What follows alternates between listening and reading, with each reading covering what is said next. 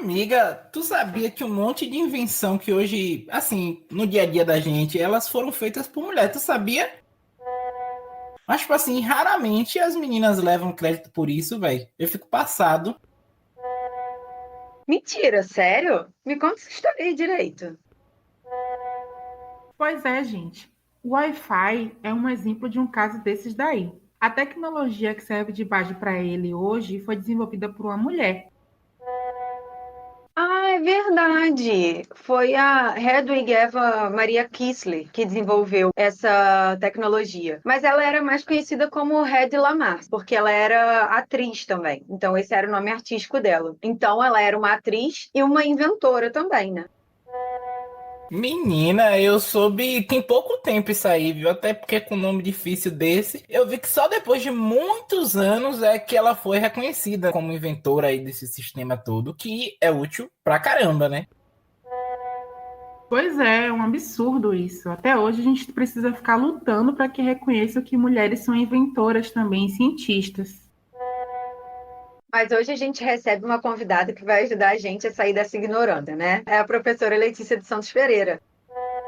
Ela mesma, ela já estudou e refletiu sobre a trajetória de alguma dessas mulheres cientistas, né? E nesse quinto episódio ela vai falar sobre uma delas, a cientista negra Alice Ball. Eu sou Desirê Daliette. Eu sou Júlia Corsi. E eu sou Alessandro Cerqueira e está começando mais um episódio do Parabólica Bahia.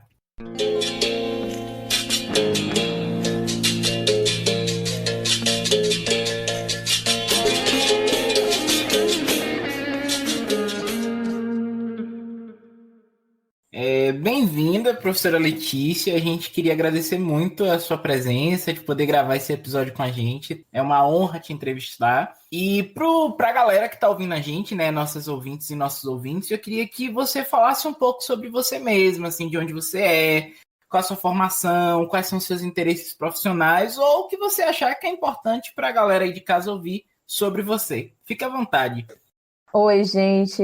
Oi, Desirê. Oi, Júlia. Oi, Alessandro. Nosso prazer é todo meu. Eu sou consumidora de podcasts, eu adoro podcast, mas nunca tinha participado de uma. Primeira vez, eu estou me sentindo muito importante. Eu fiquei muito feliz com o convite, até porque eu nunca tive a oportunidade de falar assim mais tranquilamente sobre o meu trabalho, então eu fiquei muito contente com o carinho de vocês e com o convite. Bom, falar um pouco sobre mim, meu nome é Letícia, como você já disse, Alessandro. Eu sou licenciada em Química pela Universidade Federal da Bahia. Fiz mestrado e fiz doutorado no programa de pós-graduação em Ensino, Filosofia e História das Ciências, aqui da UFBA, em parceria com o UFES. Durante o doutorado, eu também fiz um estágio, né, um período de sanduíche na Universidade de Rostock, na Alemanha. Basicamente, minha formação é essa. Hoje eu sou professora da Universidade Federal da Bahia. Trabalhei também durante 4 anos, até o iniciozinho de 2020, na Universidade Federal do Recôncavo da Bahia. Então, eu sou uma pessoa que hoje está na UFBA, mas que tem um carinho muito grande pela UFRB e pela região do Recôncavo. Basicamente é isso. Minha trajetória formativa, né, e de pesquisadora está muito enraizada aqui na região de Salvador e Recôncavo. Professor,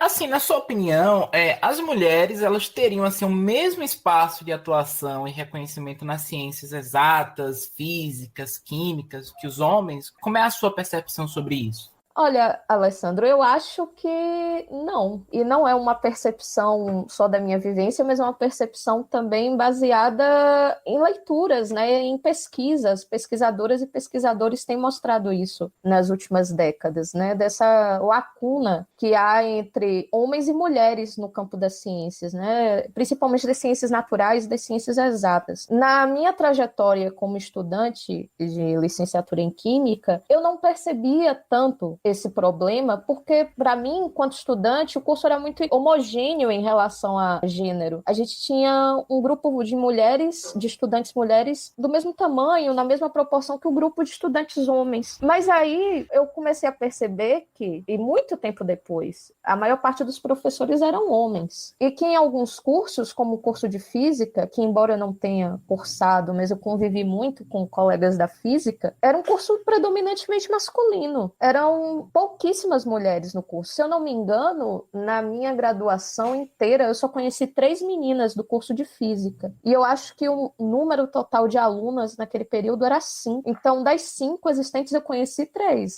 Conheci mais da metade. Mas isso é um absurdo. Quando a gente analisa a história da ciência, quando a gente olha as pesquisas que estão tratando, né, das questões de gênero nas ciências, a gente percebe que a exclusão ela não é de agora. A exclusão ela tem um passado, e um passado muito remoto. Se a gente para pensar que as primeiras mulheres que cursaram, né, conseguiram se formar em áreas da ciência aqui no Brasil, elas só conseguiram fazer isso no final do século XIX, e a gente tem, enfim, séculos e séculos de homens frequentando esses espaços de produção do conhecimento. Então é muito complicado a gente falar em igualdade pensando nesse contexto histórico e na nossa realidade, por mais que a gente esteja hoje trazendo a pauta da igualdade de gênero para frente, né? Mas é muito complicado dizer isso, porque pode ser que o número de mulheres seja igual ao número de homens ingressando num curso de ciências da natureza, num curso de ciências exatas, mas o número de mulheres que vai conseguir ascender a cargos de chefia, a posições de professor e receber as honrarias, né, próprias da área do campus é um número muito restrito. Então, eu não considero que a gente tenha, né, um contexto favorável à igualdade. E parece que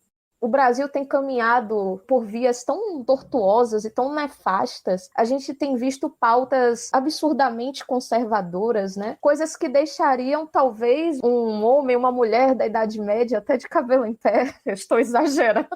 Mas é muito assustador ver o caminho que o Brasil está trilhando e algumas pautas que têm sido levantadas, assim, questionando todos os ganhos que a luta das mulheres ao longo das últimas décadas conquistou. Então, eu considero que não, e que a gente está caminhando para um contexto cada vez pior, caso não haja nenhuma mudança significativa. Você falou sobre essa questão de receber as honrarias, e eu fiquei pensando muito nas mulheres, inclusive, que não são reconhecidas pelas descobertas que fazem, ou elas caem no esquecimento, né? Ninguém fala sobre aquilo, ou então algum homem ou um grupo de homens acaba levando o crédito por essa descoberta ou por esse pensamento que essa mulher elaborou. E aí a gente vê que algumas autoras e alguns autores vêm utilizando essa expressão, né, efeito Matilda, para falar dessa falta de reconhecimento das mulheres enquanto cientistas, inventoras e, enfim, produtores de conhecimento, né, de um modo geral. Será que você podia falar um pouquinho sobre o significado dessa expressão e contar pra gente por que e como que ela foi criada? Ok, Júlia. Bom, primeiro falar rapidamente sobre o efeito Matilda, né? O efeito Matilda, ele foi proposto por uma historiadora da ciência, Margaret Rossiter, historiadora, se eu não me engano, norte-americana, que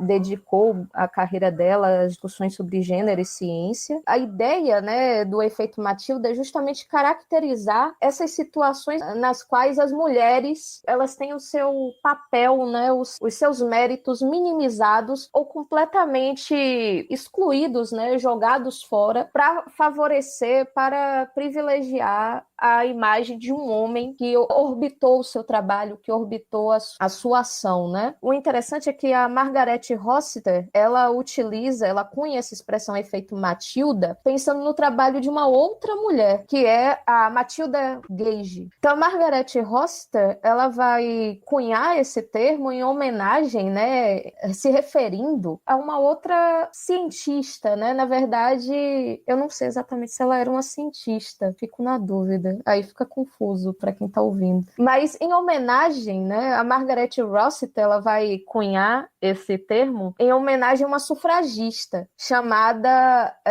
Matilda Gage. E a Matilda Gage, ela escreveu um artigo, um ensaio intitulado A Mulher como Inventora. A partir daí, ela vai discutir, né, casos de mulheres que se dedicaram à invenção de uma série de coisas, mas que não tiveram seu trabalho reconhecido. E a Margaret Rossiter, ela vai utilizar, ela vai cunhar essa expressão, né, para caracterizar esses casos. Bom, mas ainda tem uma outra questão interessante relacionada ao efeito Matilda, porque muitas vezes o pessoal acha que o efeito Matilda é o feminino de um outro efeito que nós utilizamos na história da ciência, né? Que é o efeito Matthews. O efeito Matthews foi cunhado pelo sociólogo Robert Merton e ele tenta, né, caracterizar, a partir desse efeito, casos onde, tendo um trabalho coletivo, aquela pessoa que tiver maior prestígio dentro da comunidade, ela vai acabar recebendo o maior mérito, né, o maior reconhecimento por aquele trabalho. Isso está ligado a um versículo da Bíblia, do livro de Mateus. Eu não sou uma pessoa religiosa, então eu não vou conseguir dizer para vocês, assim, fielmente, né? Mas é algo mais ou menos nesse sentido. Aquele que tudo tem, mais ganhará. Aquele que pouco tem, o pouco será tirado. É algo mais ou menos assim. Eu não sou muito religiosa, não, me perdoe. Então, muitas vezes o pessoal acha que o efeito Matilda, ele seria a versão feminista do efeito Mateus. O que não é verdade, né? Existe uma relação entre os dois efeitos, mas a Margaret Rossiter, ela se apoia no trabalho do Merton também, mas o foco dela são as questões de gênero que para o Merton não estavam em jogo, né, na criação do termo efeito Mateus. E é curioso também,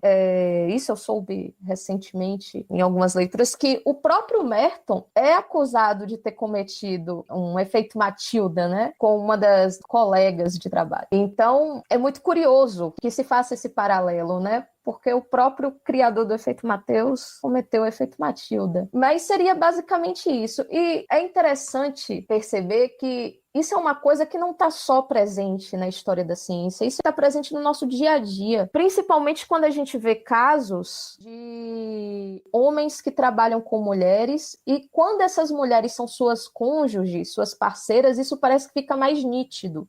Recentemente, eu vi um caso, né, de uma colega que é pesquisadora, o marido dela também é pesquisador, eles publicaram um trabalho juntos. Num evento, uma pessoa se referiu ao trabalho como sendo o trabalho dele e não o trabalho dela, sendo que ela tem na área, né, em que o trabalho foi publicado, ela teve um papel preponderante na realização do trabalho. É algo que acontece no nosso dia a dia e muitas vezes a gente não percebe. A gente precisa estar sempre atento a essas questões, né, porque às vezes a gente acha que isso é natural.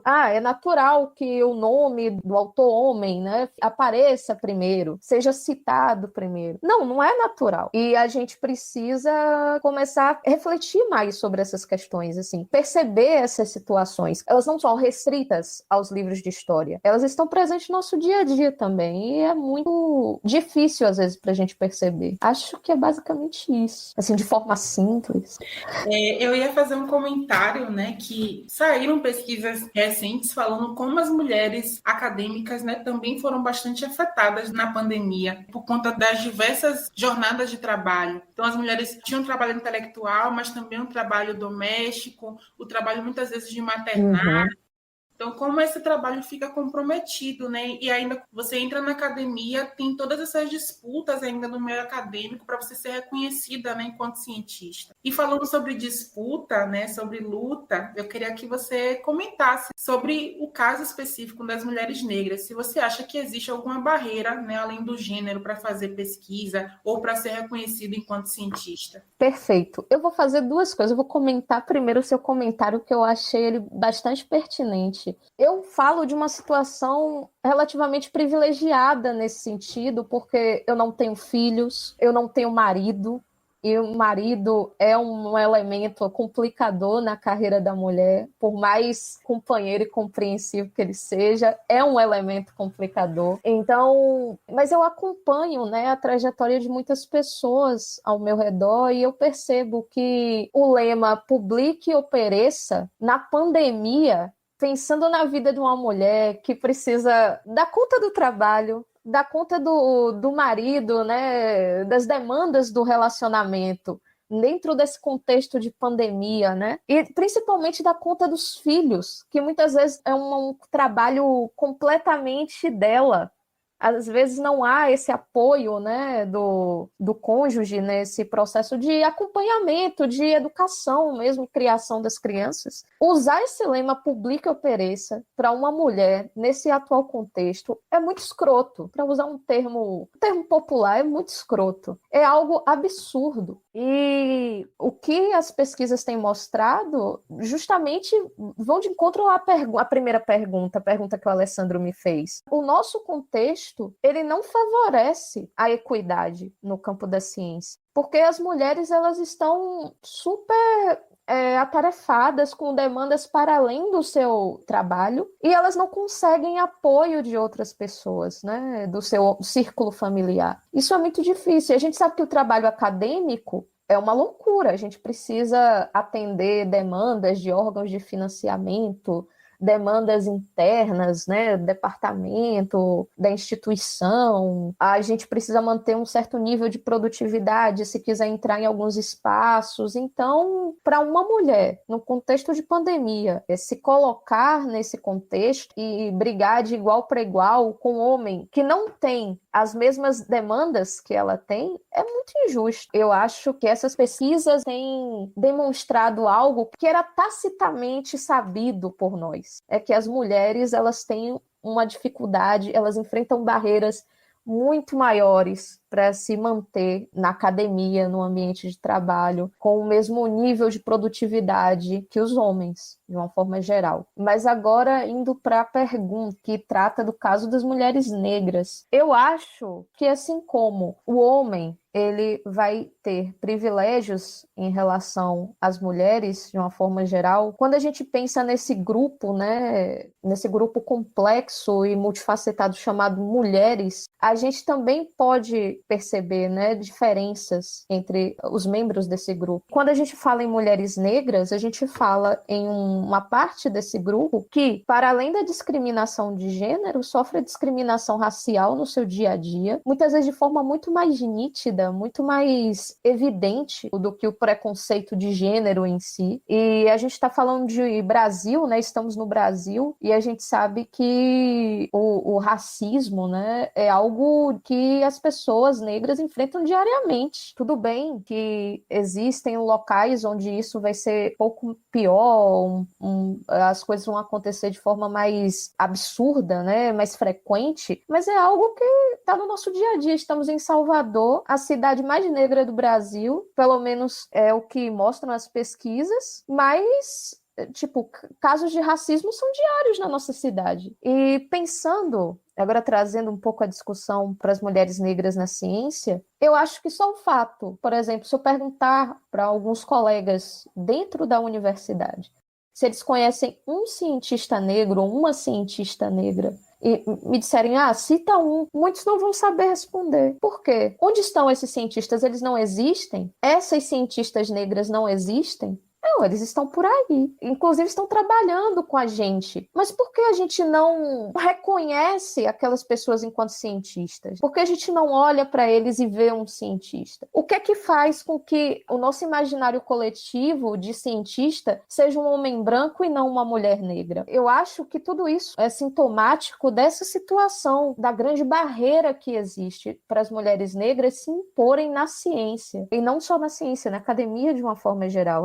Eu acredito que sim, há barreiras maiores para as mulheres negras. E, embora a gente tenha hoje pessoas dedicadas a valorizar a contribuição de mulheres negras na ciência, que tragam exemplos da história, dessas mulheres pioneiras e também dessas que estão entre nós no nosso dia a dia, ainda é muito difícil mudar esse imaginário, esse estereótipo construído de que a ciência é feita por homens brancos. E romper esse estereótipo é uma etapa importante para a inserção dessas mulheres. Porque uma pessoa que não se vê em um determinado lugar, ela não vai ter o estímulo, né, de alcançar aquele lugar. Se a mulher negra não se vê na ciência, como a gente vai exigir a maior participação das mulheres negras na ciência? A questão é estrutural. A gente precisa pensar não só em formas de fazer com que essas mulheres ingressem na ciência, isso é uma primeira etapa, mas também a gente precisa depois pensar em formas de fazer com que essas mulheres sejam reconhecidas como tal e ocupem espaços importantes dentro desse campo. Então, voltando à pergunta, né, divaguei um pouco demais, eu acho que sim, há obstáculos para as mulheres negras na ciência, e esses obstáculos estão dados diariamente nas nossas vidas, que não só mulheres negras, dentro desse espectro, assim, da ciência, a gente pode pensar em outros casos, né, mulheres negras periféricas, mulheres negras lésbicas, mulheres negras trans. Então, onde estão esses grupos na ciência? A gente não percebe de forma nítida no nosso dia a dia. A gente sabe que existe, mas a gente não vê. E não ver é uma forma de exclusão. Essa falta de olhar, essa falta de percepção é uma forma de exclusão. Para mim, durante muito tempo, a imagem de cientista que vinha à minha mente quando você pensava em cientista era o Einstein. Aquela foto do Einstein dando a língua sempre foi para mim... Descabelado. Exatamente. De cientista descolado, né? Para mim sempre foi essa imagem. E o que fez mudar isso, além de acompanhar as discussões, mas foi o filme Estrelas Além do Tempo. Eu vi mulheres negras em um lugar de pesquisa, né, fazendo ciência, que era extremamente revolucionário, né, porque a gente sai do lugar de pesquisados, né, de investigados, de sempre sermos as pessoas que vão ser investigadas para um lugar de investigadora, né, e principalmente nas ciências exatas, que a gente em história também somos cientistas sociais, né, somos das ciências humanas.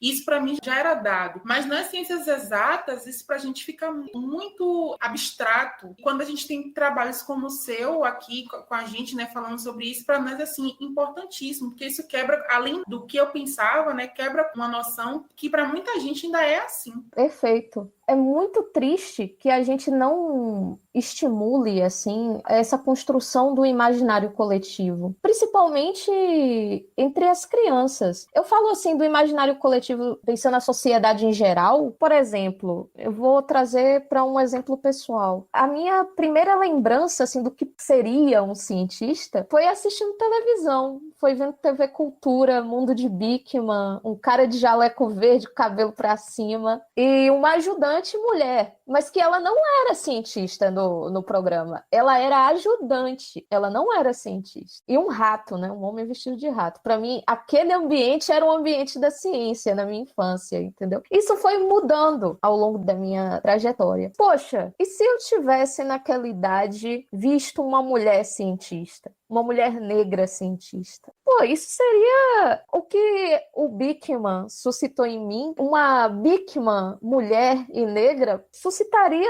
de outra forma. E suscitaria em outras pessoas também de outra forma. Ajudaria a naturalizar essa imagem da mulher negra cientista. Infelizmente, nos carece hoje desses exemplos presentes, não só para o público em geral, mas principalmente para as crianças. Porque eu acho que esse despertar para a ciência ainda na infância é muito importante. Essas coisas, essas imagens que a gente recebe ainda na idade escolar, elas são muito importantes pra gente. Infelizmente, eu não tive um referencial de mulher cientista, um referencial de mulher negra cientista na minha trajetória. Eu fico imaginando como seria se eu tivesse tido e como seria se outras pessoas tivessem tido também. Isso é muito triste. Estamos em 2021 e nada avançou nesse sentido. Continuamos sem uma Bikman mulher negra. Agora teve aquela Barbie, né? Que foi lançada, inclusive inspirada numa cientista brasileira, e realmente isso foi revolucionário. E aí eu fiquei pensando em duas coisas. Uma, sobre essa coisa que você falou,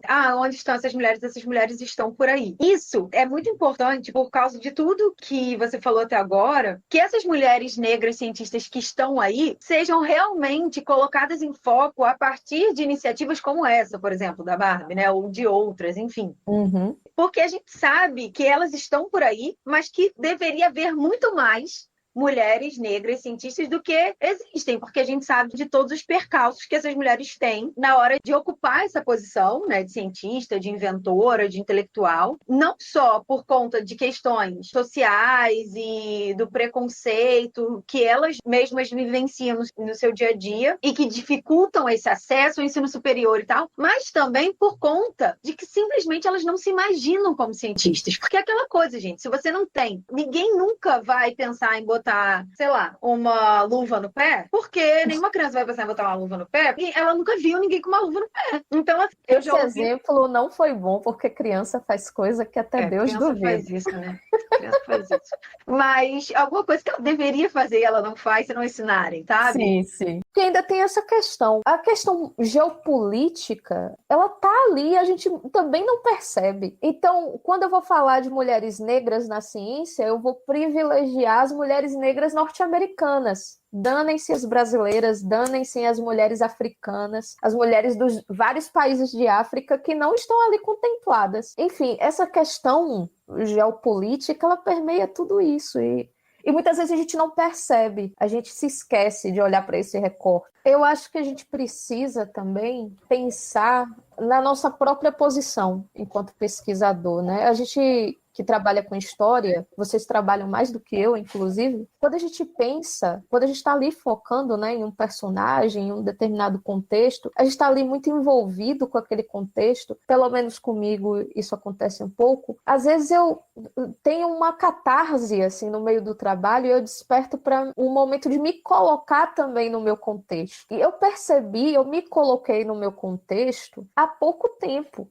Assim, de entender que o fato de eu ser uma mulher negra de Salvador, trabalhando com a história da ciência em diferentes espaços, né, frequentando diferentes ambientes que a princípio não estariam abertos para mim, isso também é algo importante. Por exemplo, em 2015 eu fui para o meu primeiro congresso internacional. Viajei para Portugal, dividi em suaves prestações a passagem e fui para Portugal, para um evento de História da Química. Eu era a única pessoa negra do evento inteiro. E além de mim, acho que tinham 2 pessoas orientais, o resto era todo mundo branco, europeu, norte-americano. Embora o evento tenha tido a participação de muito mais mulheres, né, do que homens, a questão étnico-racial nesse evento, zero, né? A representatividade desse evento, zero. Eu tenho ficado mais atenta a essas questões de uns tempos para cá e tenho também valorizado o fato de trabalhar com temas que, assim, olhando à primeira vista, não tem uma relação direta comigo, entende? Eu fiz minha tese sobre um cientista alemão, que não tinha nada a ver comigo a princípio, né? Um cara que viveu no final do século XIX, estava na Alemanha com White German People Problems ali no contexto dele. Era um personagem que me fascinava, que eu gostava do tema e comecei a pesquisar. E de vez em quando eu recebia uns comentários assim, meio velados, e tipo, pô, você tá trabalhando com isso, não tem nada a ver com nossa realidade, com as nossas questões, né? As questões étnico-raciais, as questões de gênero, pensando uma ciência decolonial, você está trabalhando com um cara branco alemão do século XIX, cheio de privilégios. Eu digo, sim, estou, mas eu acho importante que eu, dentro do meu contexto, nessa posição que eu ocupo, falar sobre isso também. Eu posso falar sobre o que eu quiser. E muitas vezes as pessoas acham, por você ser mulher, você só vai falar de gênero. Por você ser negro, você só vai falar de questões étnico-raciais. Não é isso. A gente pode falar do que a gente quiser. E a gente vai trazer questões que, na nossa pesquisa, no nosso olhar, né, sobre o mundo e sobre o passado, principalmente, vão suscitar, né, nossas vivências, vão mobilizar nossas vivências. E eu acho que a gente vai ter um olhar diferente daquelas pessoas que estão em um outro lugar de maior privilégio. Eu acho que é importante também a gente não pensar que o historiador, a historiadora que vai trabalhar com questões étnico-raciais, que vai trabalhar com interseccionalidade, que vai trabalhar com gênero, só vai falar disso. E só pode falar disso. Não, a gente pode falar do que a gente quiser. Enfim. Bem, Letícia, eu estava observando o papo de vocês, eu não quis interferir muito, apesar de eu estar ouvindo e aprendendo bastante. E só para fazer um comentário, já que todo mundo fez comentário, também vou fazer comentário. Fácil. Eu achei um barato o fato de ser você, né? Muito bacana, porque de fato, Daisy falou uma coisa, é bem verdade. Provavelmente não só a gente aqui, mas o ouvinte deve conhecer algum historiador negro ou algum estudante de história negra. É muito fácil, é a regra. Enfim, as pesquisas têm mostrado que as cotas, elas penetram nesses cursos de licenciatura muito mais facilmente que nos cursos que a gente chamaria de prestígio. Então, os cursos de licenciatura e história, naturalmente, sendo uma licenciatura, também reproduz esse perfil. Então, não é nenhuma novidade. O grande barato... E aí, para mim, é maravilhoso estar batendo esse papo com você, porque chegar nesses lugares, né? Claro, a gente não está fazendo a ode à meritocracia, mas a gente, óbvio, que fica muito contente. E também outra coisa, né? Que, enfim, eu sou bastante crítico quanto a isso. Óbvio que quando você vai para a universidade, você não leva todo mundo que está aqui junto nessa comunidade universal negra, mas pelo menos um arrimo de família você já se torna. Então, isso é muito importante. Isso, para mim, não tem nenhum preço. Um plano de saúde melhorzinho, sua mãe com certeza vai achar se precisar. Então, isso significa muito. Para mim, isso é indispensável, não é? Claro, a gente pode pensar que isso é bastante limitado, mas para quem não almejava muito mais coisas, já é um mundo possível. Então, eu fiquei muito contente em estar ouvindo você, aprendendo, muito jovem, muito divertida, muito inteligente. Isso é maravilhoso. E acho que inspira a muitos de nós. Enfim. Vou ficar metida aqui agora. E agora a gente vai para o nosso quadro. Não, mas como você é de Salvador, você já sabe. A gente vai para o Largo Doce, né? Que nem o Largo Doce é uma expressão bastante soteropolitana, mas também é baiana de muitas formas. Que em feira também o pessoal fala essas coisas.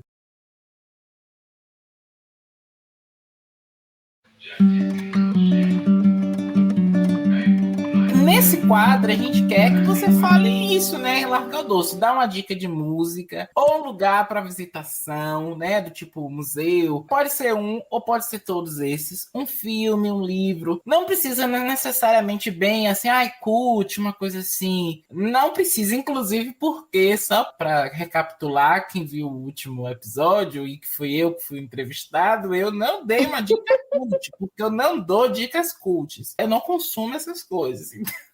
Não, ótimo. Então, se você quiser largar o doce ao seu modo, na verdade é isso que a gente quer, tá bem?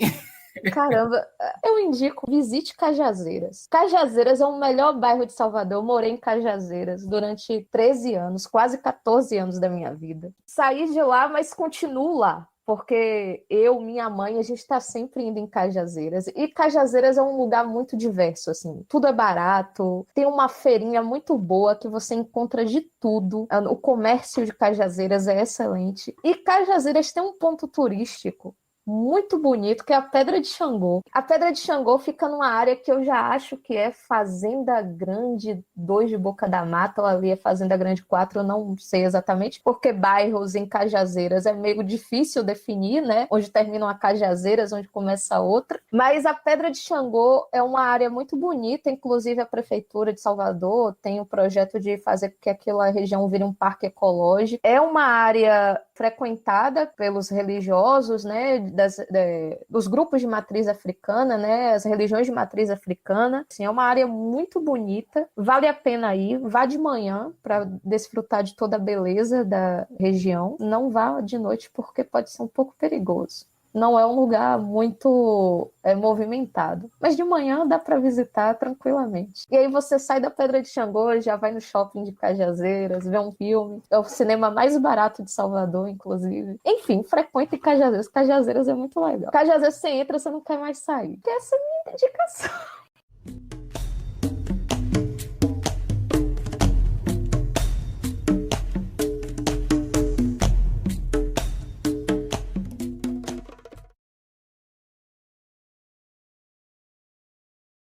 Então, professora Letícia, a gente queria saber um pouco mais. Quem foi a Alice Ball? A Alice Ball foi uma química estadunidense, foi uma pioneira na química, foi a primeira mestra em química da Universidade do Havaí. Ela era de uma família abastada, ela teve uma vida relativamente confortável, era filha de uma família de negros abolicionistas nos Estados Unidos, e a família dela incentivou que ela estudasse, né? Ela se dedicasse interesse aos estudos, à ciência de uma forma geral. A Alice Ball se formou, ela se tornou mestra em Química na Universidade do Havaí, e lá ela trabalhou também. Ela chegou a ser assistente de laboratório de Química. E no Havaí, ela conheceu um médico, Harry Holman, que realizava pesquisas sobre tratamento da hanseníase, né? Uma doença que a gente conhece popularmente como lepra. E o Harry Holman, ele apresenta a Alice Ball o problema do tratamento da hanseníase a partir de uma planta comum naquela região, mas de origem asiática, que é a planta chalmugra. Essa planta era utilizada há muitos anos, há séculos, né, para tratamento de doenças de pele. E desde o século XIX, se eu me recordo bem, era utilizada como um tratamento para a hanseníase, né? Ela estava sendo estudada como um possível tratamento para a hanseníase desde o século XIX. E aí o Harry Holman, ele apresenta para Ball essa planta e o problema, né, de se extrair do óleo dessa planta os princípios ativos, as substâncias que eram responsáveis por fazer que o doente se curasse, em linhas gerais. Alice Ball, ela se dedica a esse problema e ela consegue isolar do óleo bruto da planta os dois princípios ativos, que era o ácido idinocárpico e o ácido chalmúgrico, né?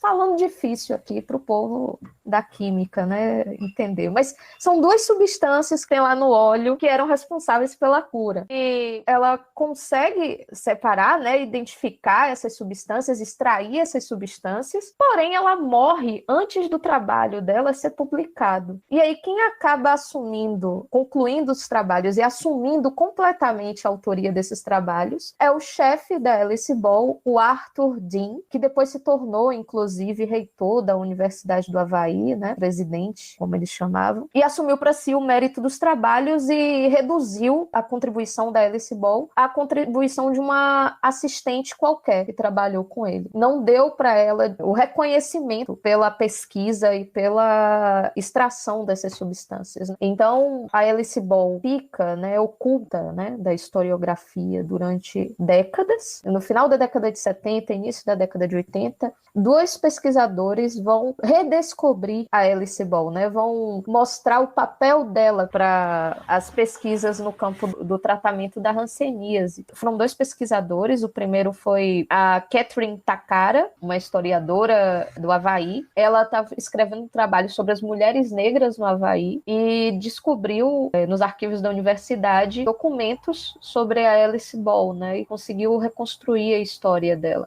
E um outro pesquisador, que é o Stephen Alley, se eu não me engano, encontra a fotografia da Alice Ball. E aí se tem uma confirmação de que ela era uma mulher negra. É muito interessante essa questão da fotografia, porque toda a documentação da Ball, de certidão de nascimento, essas coisas, dizia que ela era uma mulher branca. E isso a gente acha, pelas pesquisas, que isso era uma prática comum de famílias negras registrarem os filhos como crianças brancas, para que isso minimizasse a discriminação que essas crianças iriam sofrer. Então a família da Ball fez isso com ela. E a fotografia foi importante para identificar a Ball como de fato uma mulher negra, algo que ainda era questionado naquele contexto. Então a Ball foi uma mulher pioneira, uma das primeiras mulheres a se tornar química, mulheres negras a se tornar química nos Estados Unidos, a primeira mestra em química da Universidade do Havaí, e ela teve um papel fundamental para ajudar, né, com as pesquisas relacionadas ao uso do óleo de chalmugra no tratamento da hanseníase. Enfim, é uma personagem muito interessante, mas que a gente conhece pouco, né? Conhecia pouco. Eu fico feliz de ter escrito esse texto, e o convite de vocês para mim é um reflexo disso, de que a Alice Ball, ela está se tornando popular, talvez. Não tenho tanta certeza, mas deixa eu dormir com essa ilusão, né? Eu tenho recebido alguns feedbacks assim, interessantes sobre esse trabalho e como ele tem sido usado justamente para exemplificar essas mulheres negras, mostrar que existiram mulheres negras na história da ciência, na história da... Bom, é basicamente isso. Letícia, eu queria que você explicasse por que você decidiu olhar a trajetória da Alice Ball. Por que ela? Bom, para responder essa pergunta, Desirê, eu preciso falar dos coautores. Os coautores desse artigo foram meus alunos alunos de graduação, a Carolina Queiroz Santana, que hoje está fazendo doutorado em História das Ciências aqui na UFBA, e o Luiz Felipe Brandão. Os dois foram meus alunos lá na Federal do Recôncavo da Bahia. Eu dava aula de História da Química, um semestre, e eles se matricularam, e apresentei o programa da disciplina, como normalmente a gente apresenta sempre, e o Luiz Felipe, ele me questionou: professora, eu não tenho nenhum texto falando sobre um químico negro? Eu digo: isso é verdade, ó, que professora eu tô me tornando, não posso. Aí eu prometi, eu disse: não, Luiz, a gente vai fazer o seguinte, eu vou arranjar um texto até o final do semestre sobre cientistas negros, e aí a sua dupla apresenta. Ele fazia dupla com a Carolina. Tudo bem, acertamos isso. Fui procurar textos, não encontrei nada que, primeiro, estivesse em língua portuguesa, era uma coisa absurda, eu não encontrava em canto nenhum, era muito difícil encontrar. Quando eu encontrava, eram textos que não tinham tanto rigor de pesquisa histórica. Para mim, isso é um ponto importante. Eu acho que é importante apresentar essas figuras, mas como eu estou dando aula de História da Ciência, eu preciso discutir algumas questões sobre historiografia, sobre a produção de um trabalho, de uma pesquisa histórica, eu preciso também considerar isso na seleção dos textos. E os textos que eu encontrei naquele momento não eram textos que traziam esse rigor da pesquisa, né? Careciam de muitas fontes, de muitas referências. E aí eu acabei, naquele contexto, dizendo: eu vou ter que construir o meu próprio texto. Então eu peguei algumas referências em língua estrangeira, fiz um apanhado do livro African American Woman, esse é o nome do livro, da Janet Brown. Peguei uma parte do texto que tratava da Alice Ball, busquei materiais em outros livros também, em língua inglesa, tentei fazer uma espécie de ensaio sobre esses cientistas, né, e apresentei junto o texto para eles apresentarem, né, com as referências, disse para a turma que infelizmente não tinha encontrado trabalhos em língua portuguesa, e aí eles apresentaram. Só que aí, devido a esse estímulo que a Carolina e que o Luiz me fizeram, eu propus para os dois: bora escrever alguma coisa sobre um cientista negro, uma cientista negra. E eles toparam. Como eu me apoiei bastante no texto da Janet Brown, apresentação dos meninos, eu disse para eles: a gente pode falar sobre a Alice Ball, se vocês gostaram mais, a gente pesquisa mais coisa e a gente escreve o texto. E foi aí que começou. A Carolina, principalmente, se envolveu mais com o trabalho, né, com a escrita. A gente conseguiu algumas fontes que foram importantes para a construção do artigo, como a gente cita, né, um jornal da Universidade do Havaí. A gente conseguiu acesso ao trabalho de mestrado da Alice Ball, conseguiu algumas coisas e resolvemos escrever um artigo. Resolvemos escrever sobre a Alice Ball, mas de forma bem despretensiosa, né? Vamos fazer, porque na pior das hipóteses, se ninguém ler, pelo menos os meus alunos de História da Química vão ler. Vou usar nas minhas aulas. E uso até hoje. E aí a gente fez. Quando o artigo saiu em 2018, né? A gente divulgou e tal, mas eu fiquei muito surpresa quando eu comecei a receber esses feedbacks acerca do artigo, né? E eu digo, assim, a gente fala que os alunos aprendem com a gente aprende com os alunos. Eu me senti muito feliz de ter tido aquela turma de História da Química, de ter tido a Carol e o Luiz na minha turma, deles me estimularem nesse sentido, de me provocarem nesse sentido, de buscar materiais.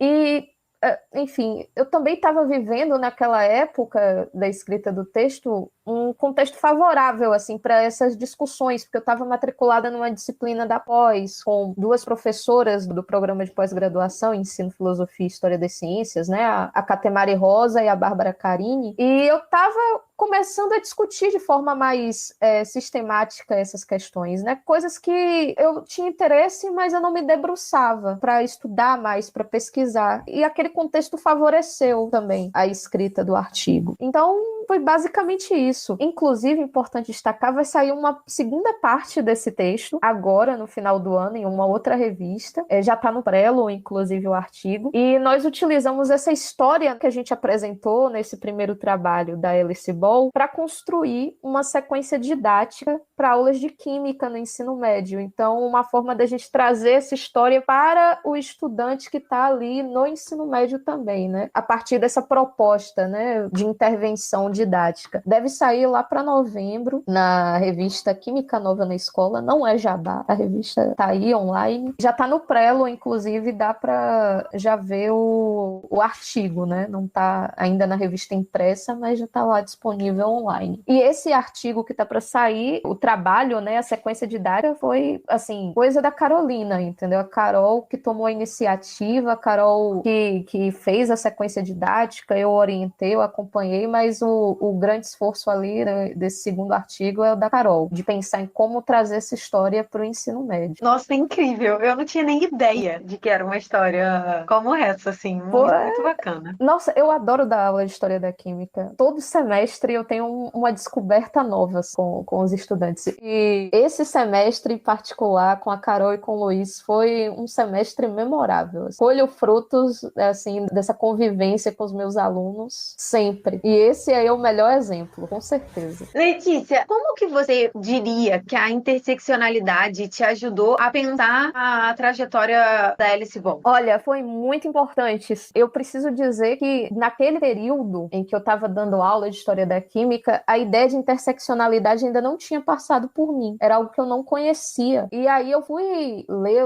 eu fui começar a pesquisar sobre gênero e raça para poder escrever o artigo. E eu me deparei, assim, com textos excelentes. Eu posso até citar aqui alguns nomes, né? A própria Djamila Ribeiro, que a gente leu, a gente se apoiou. A Kimberly Crenshaw, não sei se é assim que se pronuncia o nome, peço desculpas aos ouvintes. Enfim, além da própria Angela Davis, da Bell Hooks, a gente leu muita coisa para escrever o artigo, e a ideia de interseccionalidade me apareceu nessas leituras, né? Nos apareceu, né? A minha, a Carol e o Luiz. Nossa, isso mudou completamente o nosso olhar acerca da Alice Ball. Porque até reconhecer que a Alice Ball era uma mulher negra, mas era uma mulher que tinha relativos privilégios, foi a ideia de interseccionalidade que nos permitiu, né, esse olhar mais crítico acerca da trajetória da Ball. Ela era uma mulher negra que conseguia estudar numa das mais prestigiadas universidades dos Estados Unidos. O conceito de interseccionalidade também nos ajudou a refletir, né, a ideia de interseccionalidade nos ajudou a refletir sobre como pensar, né, a situação, o caso de várias mulheres na ciência, mulheres negras, mulheres asiáticas, tem uma lacuna, né, que a gente ainda não conseguiu preencher, que é o caso das mulheres indígenas. Pensar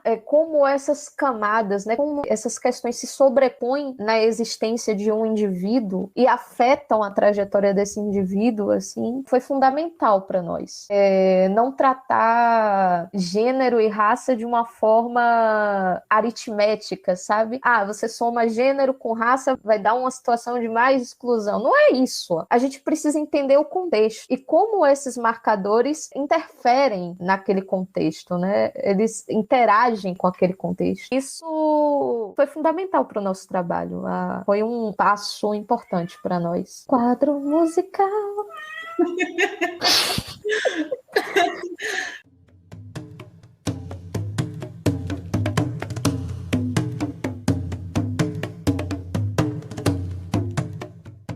Então, gente, chegou o momento de Letícia indicar pra gente um som, uma música.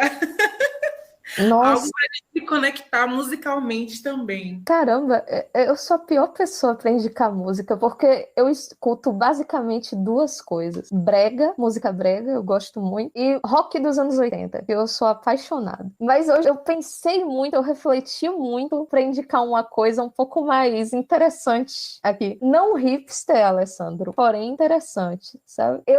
Quando eu era adolescente, eu odiava pagode, né? Porque eu era uma jovem roqueira. E todo jovem roqueiro é meio babaca, assim, não gostamos de pagode. Depois que eu fiquei adulta, eu disse, nossa, pagode é muito legal. E aí eu queria indicar aqui para o pessoal do podcast uma música da banda Saravada, que é uma banda de pagode aqui de Salvador. Tem duas músicas que eu gosto, mas eu quero indicar, é o Estilo da Rapaziada, que acho que tem tudo a ver com essa discussão aqui hoje. Não me peçam para cantar, mas tá lá, Saravada, é o Estilo da Rapaziada. Júlia tem cara de que não conhece. Não, Não conheço. Pô, vou Mas ter que mandar. não, quando sair a playlist do podcast, que a gente vai fazer, né? No final da temporada a gente vai fazer uma playlist. Quando sair a playlist, eu acho que eu vou ser a primeira pessoa a baixar. Entendeu? Pra ouvir no offline, sabe? Porque é cada coisa que eu.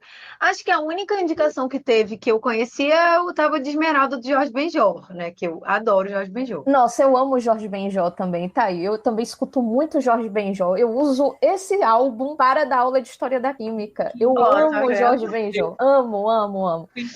A gente teve indicação desse álbum, mas assim, eu tô doida pra sair a playlist pra eu poder me inteirar. E a playlist vai ser misturada, porque a ideia é essa, que a pessoa se conecte, aí daqui a pouco vem Jorge Benjor, depois vem ao estilo da rapaziada, depois vem as travestis e todo mundo junto. Nossa, as travestis é muito legal. Eu tenho um amigo que também é de história, Dimas, abraço pra Dimas, que espero que ouça esse podcast.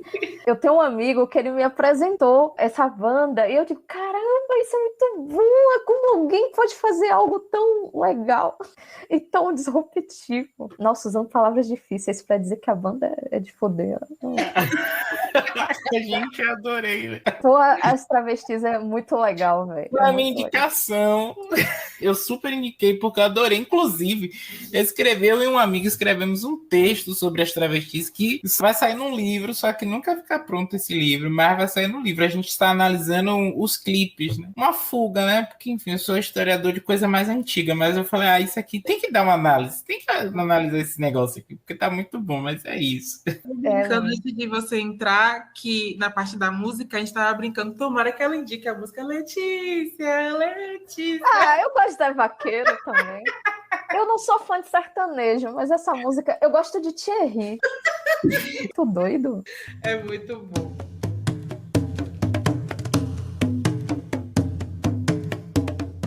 Bom, então hoje a gente recebeu a professora Letícia dos Santos Pereira.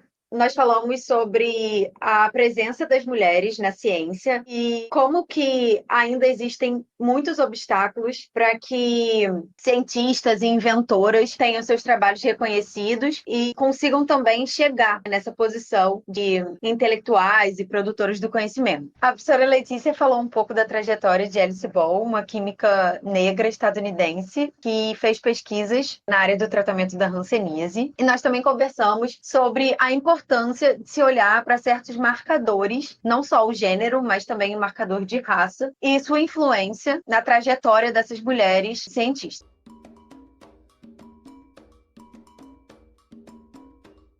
Agradecemos imensamente a presença da professora Letícia. Foi um prazer para nós ter você aqui. Esse episódio é editado por Luna Brasil e Neide Oliveira. A gestão de mídias é feita por Jamile Palafoz e Cláudia Lopes. Produção e apresentação por Alessandro Cerqueira, Desirê Daliette e Julia Corsi. Trilha sonora de Verônica Ribeiro e Ed Santana. Nos siga nas redes sociais. No Instagram estamos como @parabólicabahia, tudo junto. E no YouTube você encontra como podcast Parabólica Bahia. Segue a gente, ativa as notificações, porque sempre vai ter novidade por lá. Obrigada por ouvir. Tchau, tchau.